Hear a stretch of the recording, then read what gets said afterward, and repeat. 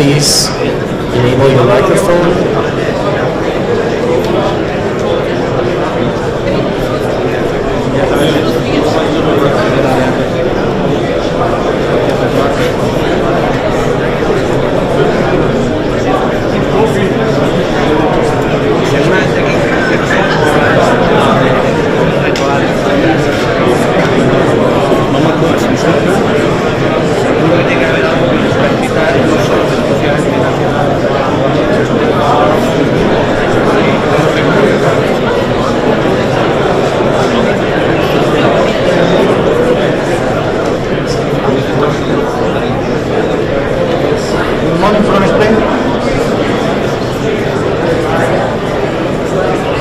Spain, we got you loud and clear, thank you. Okay. Thank you.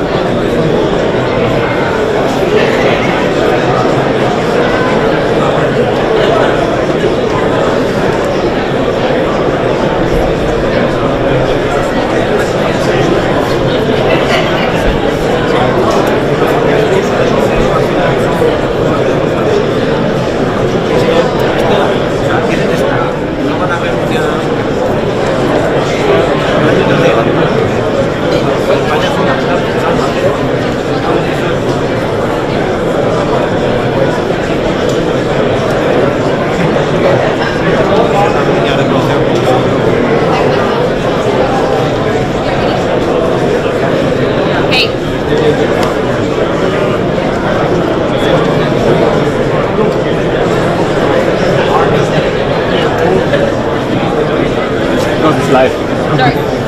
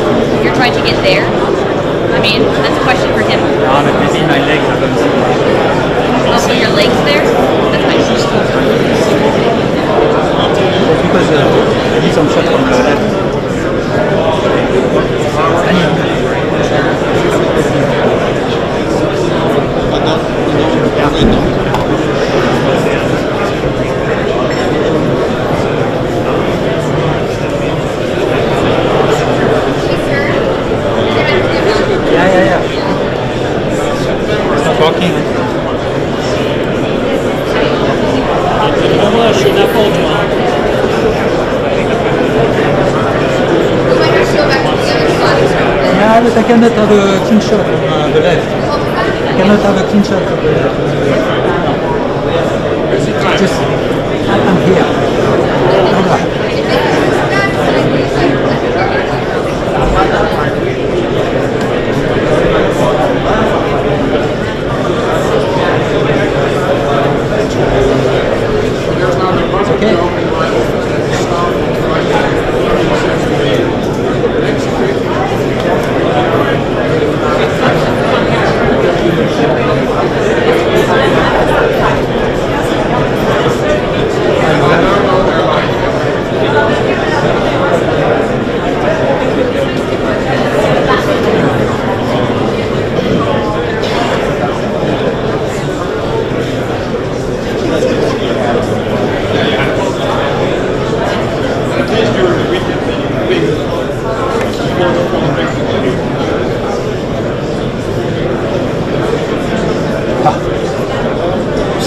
Ok, Daniel. Daniel. Okay. Just make sure that Yeah. if not, no problem. Enjoy.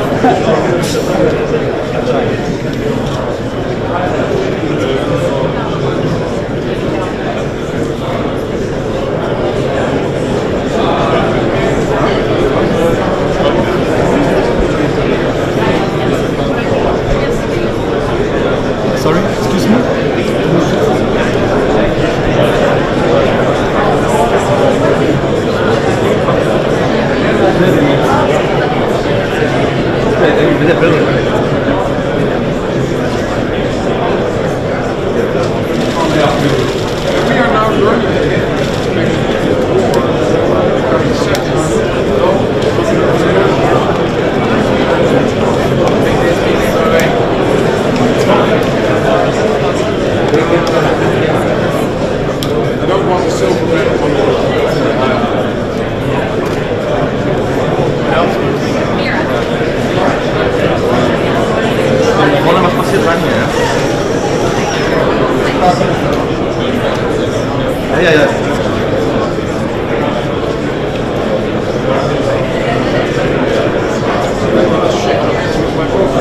Great to see you.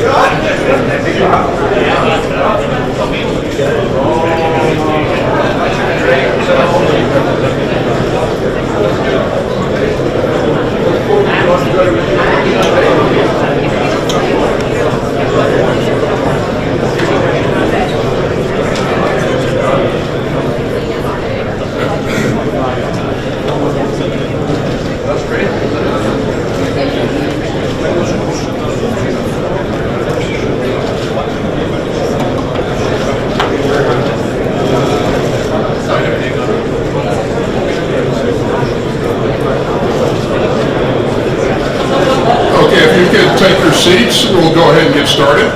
Please take your seats.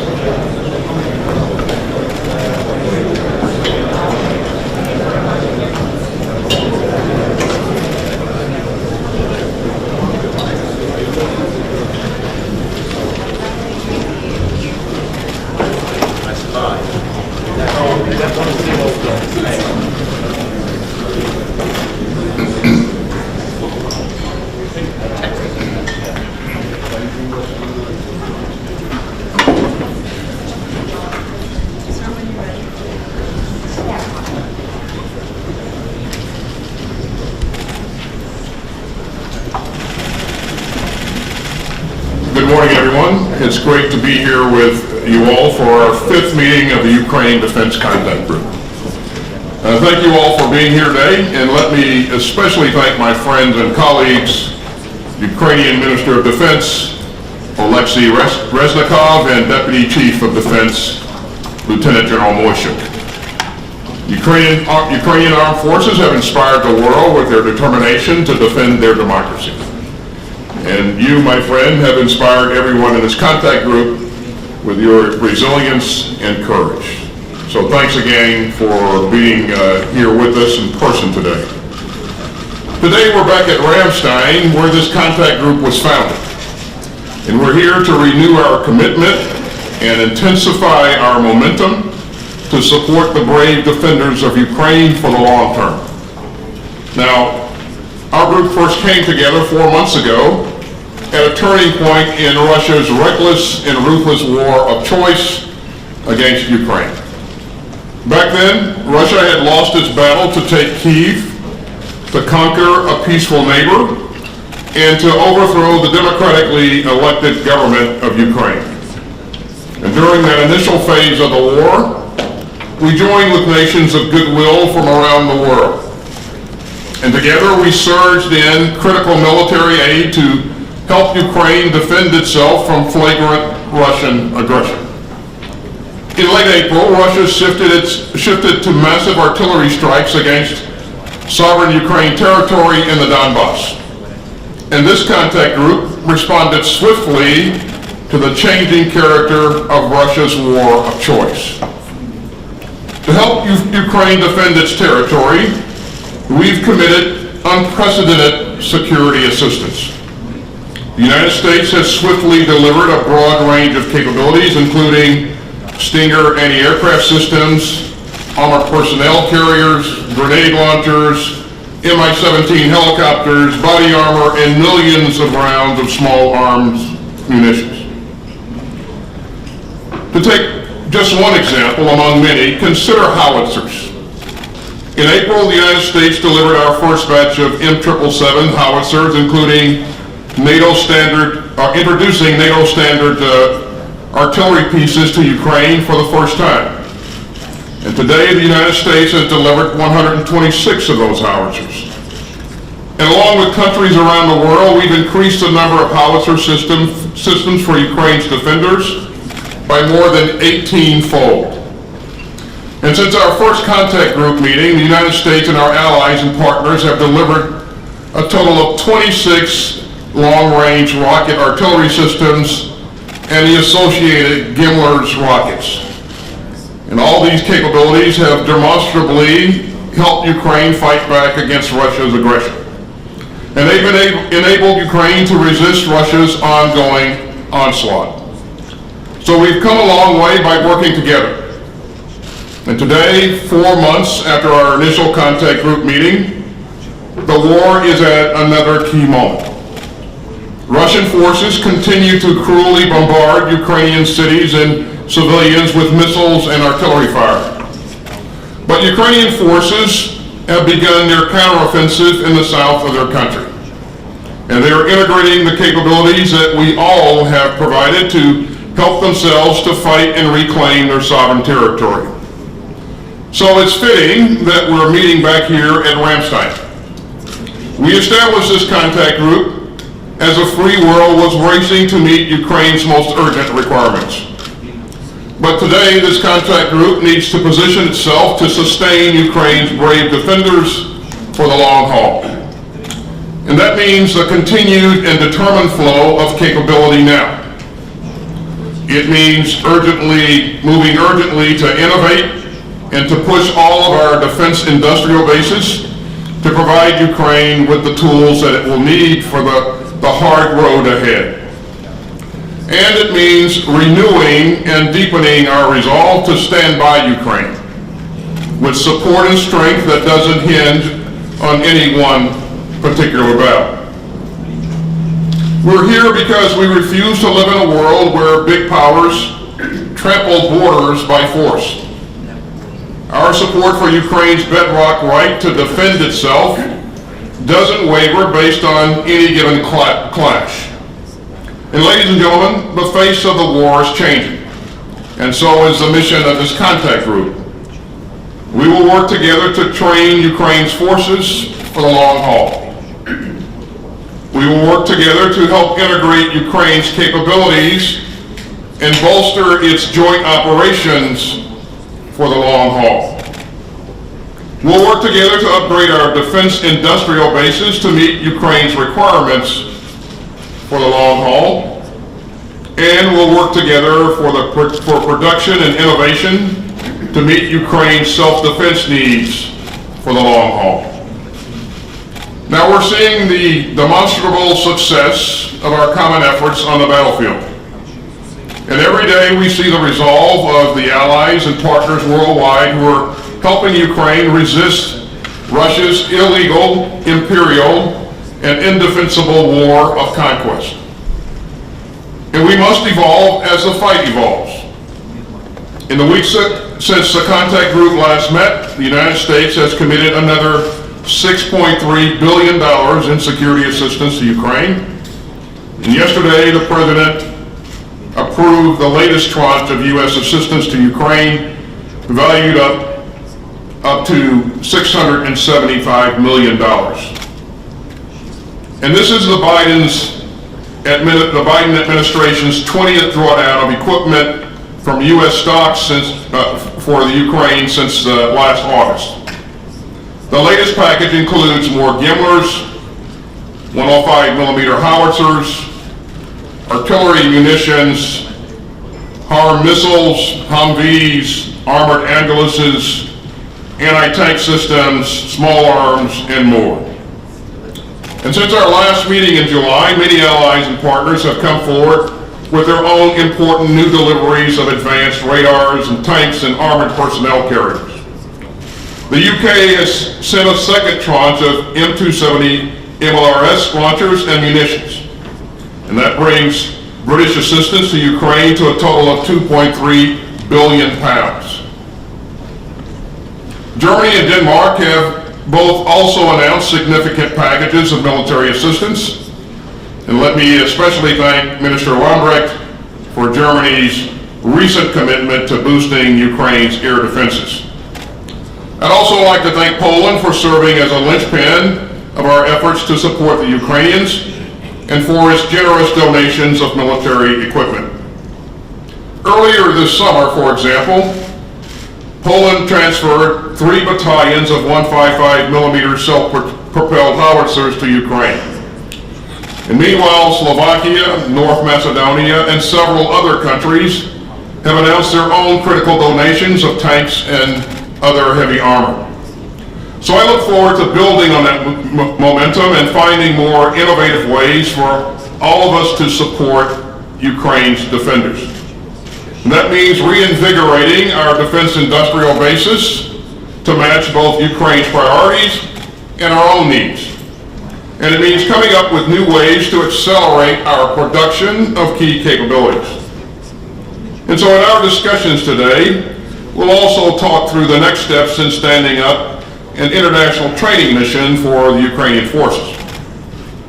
We're also going to talk about a new push to bring together our national armaments directors under the auspices of this contact group to intensify our efforts to meet Ukraine's long-term needs.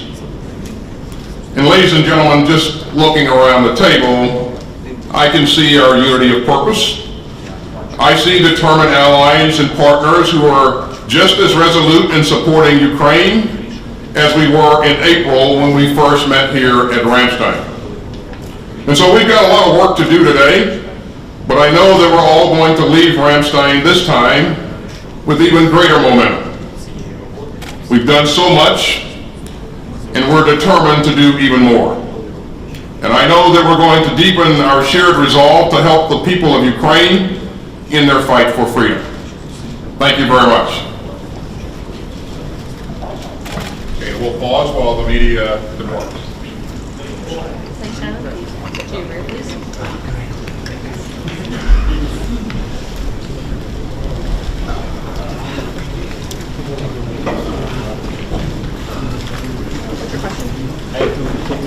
Understood. As quickly as you can. Please exit this way. The rear will be escorted out. Thank you. After you. We'll wrap up. Thanks. Thank you. We gotta go.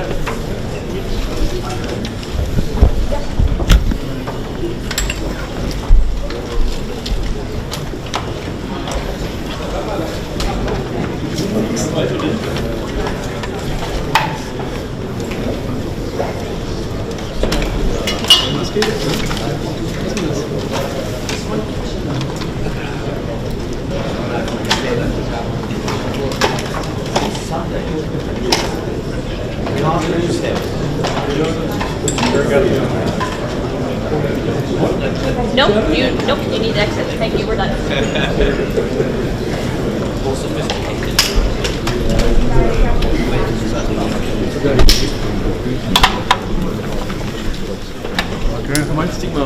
Nee, wir spielen gleich.